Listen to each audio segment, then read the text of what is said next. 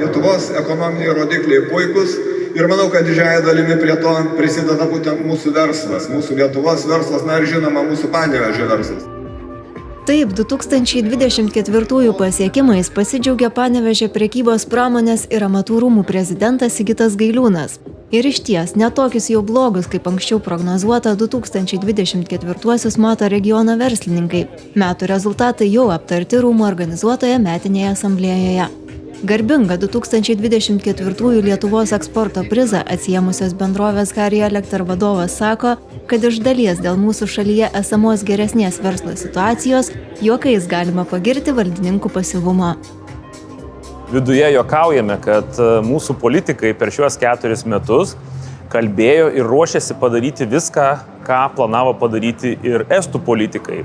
Skirtumas tik toks, kad estai paėmė ir padarė, ir todėl jiems dabar labai sunki ekonominė padėtis, o Lietuvos politikai praktiškai nieko ir neįgyvendino, ko pasiekoje mes klestime. Linkiu politikams neskubėti daryti permainų ir netrukdyti Lietuvos verslui ir ypač inžineriniam verslui kurti Lietuvos ekonomikos.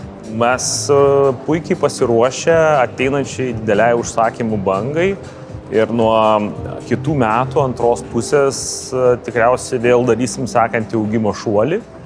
Jau visą tai matome ir net nebejoju, kad ir kitiems verslams, ir ypatingai inžineriniams, ateinantis 3-4 metai bus dar vienas didelis augimo etapas. Panevėžiui tikrai neblogai sekasi, mes turime daug gerų įmonių, mes turime tikrai tvirtų įmonių, kurios turi ir daug darbuotojų. Čia galima būtų paminėti tokias ir kaip PKC Group, IQ Wiring System, Lietkabelis, daugelį, Harry Electra, kuri tikrai yra viena iš pavyzdinių įmonių ir daugelis kitų įmonių, kurios tikrai didino eksportą, didino savo pajėgumus, kūrė naujas darbo vietas ir sudarė galimybę žmonėms užsidirbti ir tuo pačiu uždirbti Lietuvai pinigus. Neblogesnių, o gal ir žymiai geresnių rezultatų 2025-aisiais tikisi ne tik verslininkai, bet ir savivaldybės vadovai. Paskirtasis premjeras Gintautas Paluckas sako, kad verslas Lietuvai ypatingai svarbus, tad bus girdimas, o Panevėžio krašto verslininkai būtent šitą ir tikisi.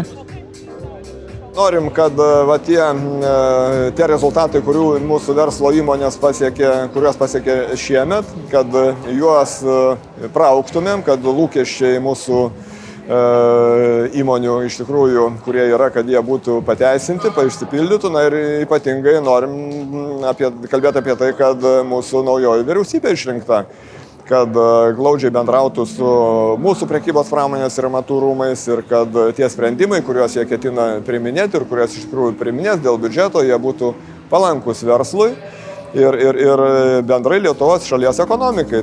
Man kartais atrodo, kad ir politikų, ir verslininkų žmonės nemėgsta dėl skirtingų priežasčių, tačiau galiu garantuoti, jog naujoji vyriausybė, naujoji valdančioji koalicija yra pasiruošusi tvariam dialogui, pagarbiam dialogui, argumentuotai diskusijai, net jeigu mūsų nuomonės kartais išsiskirs, vis tiek pagarbos nuo to vieni kitiems tikrai nesumažės. Todėl tikrai galiu užtikrinti, jog bendrausime ir ta chemija santykių tikrai bus. Man yra svarbu, aš iš Panevėžio, bet ši geroji praktika dialogo turi sklisti iš Panevėžio į visą Lietuvą ir į Vilnių.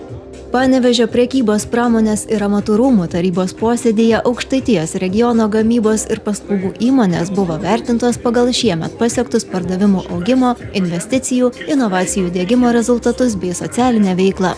Metinės asamblėjos metu apdovanotos geriausios iš jų.